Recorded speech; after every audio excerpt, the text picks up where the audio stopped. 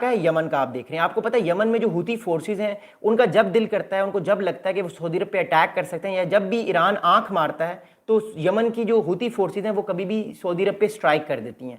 तो जो ये वाला इलाका है वर्नेबिलिटी का, ये वाला सारा इलाका इस टाइम सऊदी अरब के लिए वर्नेबल है। यहां से ड्रोन्स आ सकते हैं इस इलाके से। ओके, तो पाकिस्तान ये कर सकता है अपनी कुछ डिफेंस बैटरीज जो है फॉरवर्ड पोजीशन पे मूव करके यहाँ पे अपनी कुछ डिफेंस बैटरीज लगा दे इन जगहों पे, ताकि आने वाले टाइम पे अगर कोई ड्रोन आए, कोई मिसाइल आए, कोई बैलिस्टिक मिसाइल आए, क्योंकि इस टाइम जो है मोर इंपॉर्टेंटली वो सऊदी अरब को प्रॉब्लम ये होता है कि यमनी फोर्स के पास अब लॉन्ग रेंज बैलिस्टिक मिसाइल भी हो गए हैं। आपको याद होगा कल मैंने वीडियो बनाई थी, कल जब अल हुदैदा एयरपोर्ट जो पोर्ट पे हमला किया इसराइल ने, तो फिर जवाब में यमन ने एक अपना बैलिस्टिक मिसाइल सिस्टम भी भेजा यहाँ तक। तो वो जो इजिप्ट की एयर स्पेस है वहां पे वो पकड़ा गया, बट इतना लंबा टाइम तो उसने जो है ना, इतना लॉन्ग रेंज मिसाइल था ना, लॉन्ग रेंज डिफेंस सिस्टम था या लॉन्ग रेंज बैलिस्टिक मिसाइल था, तो वो वहां तक गया।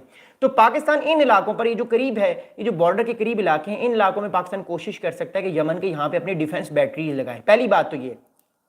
अगली बात यह है कि अब ये इसराइल है, पाकिस्तान एक और कोशिश कर सकता है कि अपनी जो फॉरवर्ड डिफेंस पोजीशंस हैं यहां पर भी, इन जगहों पर भी अपनी डिफेंस बैटरीज लगाए, इन जगहों पे भी डिफेंस बैटरीज लगाए, ताकि अगर इसराइल यहां से अटैक करे आने वाले टाइम पे, अगर उसको कोई खतरा हो अटैक का, तो इन जगहों से वो मिसाइल्स को रोक ले, वो ड्रोन्स को रोक ले, या अगर रेड सी से भी आने की कोशिश करता है, ये सारा इलाका पाकिस्तान कवर करने की कोशिश करेगा। ये वाला इलाका कवर करेगा, ये वाला इलाका कवर करेगा, सारा रेड सी वाला और ये नीचे वाला इलाका, ये 3 बाउंड्री से पाकिस्तान कवर करने की कोशिश करेगा कि कल को अगर अटैक होता है तो यहां से पाकिस्तान बचाए। अभी फिलहाल ईरान की बात मैं करूंगा, अभी ईरान की बात मैं नहीं कर रहा, जरा समझिएगा। ओके, अगली बात ये है पाकिस्तान किन किन जगहों पे अपनी HQ9 बैटरीज लगा सकता है या पैसे लेके चाइना से लेके सऊदी अरब को दे सकता है। एक तो इस इलाके को, ये जॉर्डन के करीब सारी वैलीज हैं यहाँ पे, ताकि इसराइल की तरफ से कोई फाइटर जेट्स आए, कोई ड्रोन आए, तो यहाँ से वो इन बैटरी से पकड़ लें। रेड सी में के करीब इलाकों में अपनी डिफेंस बैटरीज लगा सकता है, ताकि यहाँ से जो है वो आने वाले टाइम पे कोई अटैक हो तो वो रोक सके। और जो हूती फोर्सेज हैं, जो कभी भी ईरान आंख मारता है तो हूती, जब भी ईरान और सऊदी अरब के ताल्लुकात खराब होते हैं, फौरन से वो हूती फोर्सेज को एक्टिव करके कहता है कि आप अटैक करें। तो यहाँ पे अपने HQ9 डिफेंस सिस्टम्स लगा सकता है, जिससे सऊदी अरब को कोई प्रॉब्लम ना हो। ये पहला एक पाकिस्तान का एक्शन होगा जो आपको अगले 8-9 महीने में नजर आएगा। लेकिन इसके जो पैसे हैं सारे वो सऊदी अरब ही देगा, because Saudi Arab is a very very very rich country, और उसके बाद बहुत सारे पैसे हैं। अगली बात आपको बताऊंगा, ठीक। अगली बात याद रखिए क्या है, अगली इंपॉर्टेंट बात है कि मीडियम रेंज में अब क्या पाकिस्तान सऊदी अरब में न्यूक्लियर एसेट्स अपने लगाएगा। देखिए, आप एक हफ्ता पहले पाकिस्तान के न्यूक्लियर एसिड्स के हवाले से एक रिपोर्ट आई, उसके मुताबिक पाकिस्तान के पास इस टाइम 172 न्यूक्लियर वेपन्स हैं, भारत के पास 180 हैं। पाकिस्तान के पास इस टाइम 172 न्यूक्लियर वेपन्स हैं पाकिस्तान के पास। The thing is that right now, क्या पाकिस्तान सऊदी अरब में फिलहाल न्यूक्लियर वेपन्स लगाएगा? इसका जवाब है नहीं, नेवर। व्हाई? क्योंकि अगर पाकिस्तान सऊदी अरब के अंदर न्यूक्लियर वेपन्स लगाएगा तो फिर ईरान भी न्यूक्लियर वेपन बनाने की फौरन कोशिश करेगा, इसराइल को भी एक न्यूक्लियर थ्रेट होगा। मैं फिर आपको मैप दिखाता हूं।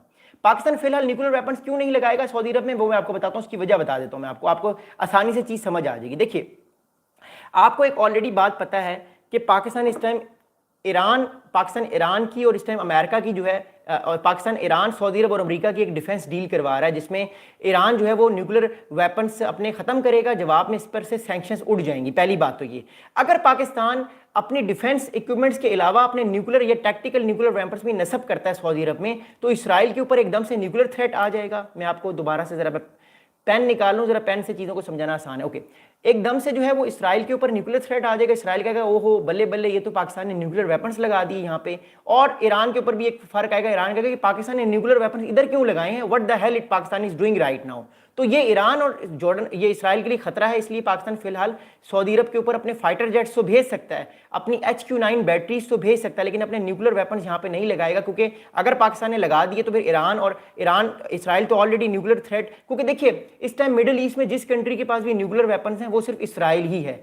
अगर पाकिस्तान के कुछ न्यूक्लियर वेपन्स, कुछ न्यूक्लियर एसेट्स आप कह लें सऊदी अरब में चले गए या कोई न्यूज भी आई, तो एकदम से इसराइल परेशान हो जाएगा। पहली बात तो ये, इसराइल परेशान होगा तो फिर ईरान भी कोशिश करेगा कि वो सारे के सारे न्यूक्लियर मुआहिदों को कैंसिल करे, फारिग करे, और वो भी न्यूक्लियर पावर बने। तो पाकिस्तान की तरफ से इस टाइम बड़ा अच्छा कदम लिया गया कि न्यूक्लियर की बात इस तरह नहीं की गई, but we all know that कि अगर सऊदी अरब की न्यूक्लियर की थ्रेट हुआ सऊदी अरब को किसी भी तरह का, तो फिर पाकिस्तान डिफेंड करेगा। लेकिन वो बात की बात है, फिलहाल पाकिस्तान सिर्फ अपने फाइटर जेट्स यहाँ पे लगाएगा, गालिबन J-17 सबमरीन थंडर्स या J-10Cs लगाएगा यहाँ पे, और HQ-9 बैटरीज लगाएगा और सर्विलेंस ड्रोन्स लगा सकता है, बट ये इंपॉर्टेंट है। बाकी न्यूक्लियर वेपन्स नहीं लगाएगा, बिकॉज न्यूक्लियर वेपन्स लगाएगा तो फिर ऑब्वियसली ईरान और इसराइल जो है वो प्रोवोक होंगे, और अगर ये प्रोवोक होंगे तो फिर आपको पता है अमेरिका बहादुर प्रोवोक होगा, और जब अमेरिका बहादुर प्रोवोक होता है तो आपको पता है कि प्रॉब्लम्स फिर बढ़ जाते हैं सब चीज़ों के लिए। तो ये एक चीज़ है। अगली बात बताऊंगा, आई होप आज की वीडियो आपको पसंद आ रही होगी। मैंने बेसिकली पिछले 3 घंटे से इस वीडियो को बनाने की कोशिश कर रहा हूँ, हालांकि तबीयत ठीक नहीं थी, बट आई जस्ट वांट कि हम इस पे बात करें। अब एक और बड़ी इंपॉर्टेंट चीज़ है, पाकिस्तान का जो इस टाइम जो है मोर इंपॉर्टेंटली जो पाकिस्तान का जो प्राइम मिनिस्टर ऑफिस है वहां से एक बड़ा इंपॉर्टेंट स्टेटमेंट आया शहबाज शरीफ साहब की तरफ से। एक बड़ा इंपॉर्टेंट स्टेटमेंट आया, वो मैं आपको बताऊंगा। शहबाज शरीफ साहब की तरफ से स्टेटमेंट आया कि the agreement which reflects the shared commitment of both nations to enhance their security and to achieving security and peace in the region and the world aim to develop aspects of defence cooperation between the two countries and strengthen joint deterrence against aggression. तो एक तरह से पाकिस्तान की तरफ से ये message दिया गया कि जितना भी एग्रेशन होगा जिन भी कंट्रीज के ऊपर, फॉर एग्जांपल पाकिस्तान पे कोई भारत एग्रेशन करेगा तो सऊदी अरब भारत का तेल बंद कर देगा, सऊदी अरब पाकिस्तान को पैसे देके पाकिस्तान का डिफेंस बढ़ाएगा, और अगर इसराइल और ईरान की तरफ से कोई थ्रेट आएगा तो एग्रेशन होगा, पाकिस्तान सऊदी अरब को डिफेंस करेगा। So that's how it is. अगली बात सुनिएगा, अब एक और डिफेंस ऑफिशियल्स हैं, उन्होंने अपना नाम नहीं बताया, ये सऊदी अरब के ही डिफेंस ऑफिशियल हैं। इन साहब ने जो है वो अपना नाम तो नहीं बताया, लेकिन इन साहब ने रॉयटर्स को एक इंटरव्यू दी है। इन साहब ने बात की है कि this agreement between Pakistan and Saudi Arabia is a years of discussion. This is not a response to specific countries, but it is a long-standing deep cooperation between our two countries, Pakistan and Saudi Arabia. This is a comprehensive defense agreement that encompasses all military means. अब इसमें all military means क्या है, अब मैं आपको दोबारा map दिखाता हूं। अभी फिलहाल मैंने आपको HQ-9 की बात की है और एयरफोर्स की बात की, लेकिन इसमें सिर्फ एयरफोर्स या HQ-9 नहीं है, इसमें और भी बहुत सारी चीजें मैं आपको दोबारा दिखाता हूं। मैप पे आ जाएगा, मैप से समझना चीजों को बड़ा आसान होता है, इसलिए मुझे मैप हमेशा बड़े पसंद आते हैं। ओके सुनिएगा, अब all defence all military means का क्या मतलब है? ऑल मिलिट्री मीन्स का मतलब है कि एयर, लैंड और सी तीनों तरफ से जब भी अटैक होगा सऊदी अरब पे, पाकिस्तान सऊदी अरब को डिफेंड करेगा। अब एयर से कैसे डिफेंड करेगा? पाकिस्तान ऑलरेडी एयर से अपने फाइटर जेट सऊदी अरब में भेजेगा और सऊदी अरब को दिफा करेगा। सऊदी अरब पाकिस्तान को पैसे देगा, पाकिस्तान अपने एयर डिफेंस को बचाएगा, बढ़ाएगा, और पाकिस्तान सऊदी अरब को इस तरह बचाएगा। और सी की बात बताऊंगा, सी में देखिए, याद रखिए, ये सारा है, ये आप देख रहे हैं, ये रेड सी है सारा, ये सारा रेड सी है, और ये गल्फ ऑफ एडन आ जाती है नीचे, ये नीचे सोमालिया है, ये गल्फ ऑफ एडन है, और ये आप देख रहे हैं ये फिर ओमान वाला इलाका, ये पर्शियन गल्फ है। आप ये सारे इलाके को देख रहे हैं। पाकिस्तान सऊदी अरब को बचाएगा कहां कहां पे? पर्शियन गल्फ में अगर कोई प्रॉब्लम होगा पाकिस्तान मुदाखलत करेगा, रेड सी में कोई प्रॉब्लम होगा पाकिस्तान मुदाखलत करेगा।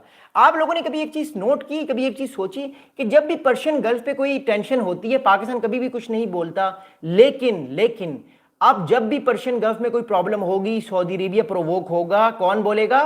पाकिस्तान बोलेगा। पाकिस्तान कहेगा कि ईरान को कि देखिए सर, मस्ती मत कीजिएगा, फड़का दूंगा, मत तंग कीजिएगा सऊदी अरब को। और अगर रेड सी में इसराइल ने कोई प्रॉब्लम करने की कोशिश की तो फिर पाकिस्तान इसराइल को भी मैसेज देगा कि देखिए भाई ज्यादा प्रॉब्लम मत कीजिएगा, then we will sort out, कि हम भी आपको सॉर्ट आउट कर सकते हैं। लेकिन इसका रिएक्शन ये है कि ईरान जो है वो भी प्रॉब्लम क्रिएट कर सकता है पाकिस्तान में। इसराइल जो है वो भारत के साथ अपने डिफेंस कॉपरेशन को बहुत बढ़ा सकता है, जिससे पाकिस्तान के डिफेंस कॉपरेशन पे प्रेशर आएगा, और obviously every action has a reaction, मैं आपको ऑलरेडी बता चुका हूं। लेकिन डिफेंस कॉपरेशन में सिर्फ हम एयर की बात नहीं करेंगे, लैंड की बात नहीं करेंगे, हम बात करेंगे सी की भी। अब सऊदी अरब को खतरा किन किन चीजों का है? देखिए, अगर हम सऊदी अरब की बात करते हैं तो सऊदी अरब को खतरा इस टाइम सिर्फ मोर इंपोर्टेंटली सी का है। या तो इसराइल सी से हमला कर सकता है, या इसराइल जो है वो एयरफोर्स से हमला कर सकता है। डायरेक्टली इसराइल लैंड से कोई ताल्लुक नहीं रखता, तो लैंड वाला प्रॉब्लम इस टाइम फिलहाल खत्म हो गया।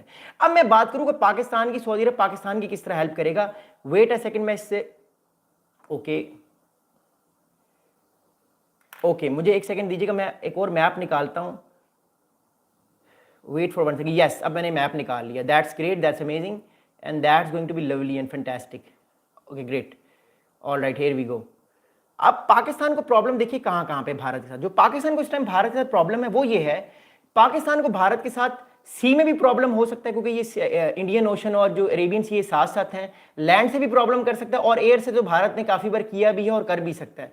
पाकिस्तान सऊदी अरब से क्या डिमांड कर सकता है? देखिए, पाकिस्तान सऊदी अरब से सिर्फ 2 डिमांड कर सकता है। वो 2 डिमांड्स क्या है? पहली बात, सऊदी अरब को कहेगा पाकिस्तान, जब भी भारत पाकिस्तान का कोई इशू आएगा, पाकिस्तान सऊदी अरब को कहेगा देखिए भाईजान, अगर इसराइल ने, अगर भारत ने कोई भी प्रॉब्लम करने की कोशिश की, मुझे ब्लॉकेट करने की कोशिश की कराची पोर्ट को, या कुछ थ्रेट करने की कोशिश की, आपने फौरन से भारत का जो ऑयल है OIL जो भारत लेता है सऊदी अरब से तकरीबन 31 बिलियन डॉलर का, उसको आपने रोक देना है। पहली बात तो ये है। अगली बात यह है कि पाकिस्तान सऊदी अरब को कहेगा कि आप मुझे पैसे ज़्यादा दें ताकि मैं अपना डिफेंस इक्विपमेंट को बढ़ाऊं, ताकि आने वाले टाइम पे अगर मुझ पे कोई अटैक करने की कोशिश करे भारत, या मुझे थ्रेट फील हो, तो मैं अपनी उस असेसमेंट को बढ़ाकर भारत पर और प्रेशर डालूं और भारत को भी मैं बता सकूं कि मैं अकेला नहीं हूं, मेरी डिफेंस फोर्सेज ज़्यादा हैं। सऊदी अरेबिया डायरेक्टली पाकिस्तान की डिफेंस नहीं कर सकता बिकॉज सऊदी अरब के पास वो कैपेबिलिटीज़ नहीं है, लेकिन हाँ, सऊदी अरब पाकिस्तान को पैसे दे सकता है। 15 या 20 बिलियन डॉलर अगर हर साल पाकिस्तान का सऊदी अरब बांध दे तो I think that's going to be great. मैं फिर कहता हूं, हर साल अगर सऊदी अरब पाकिस्तान का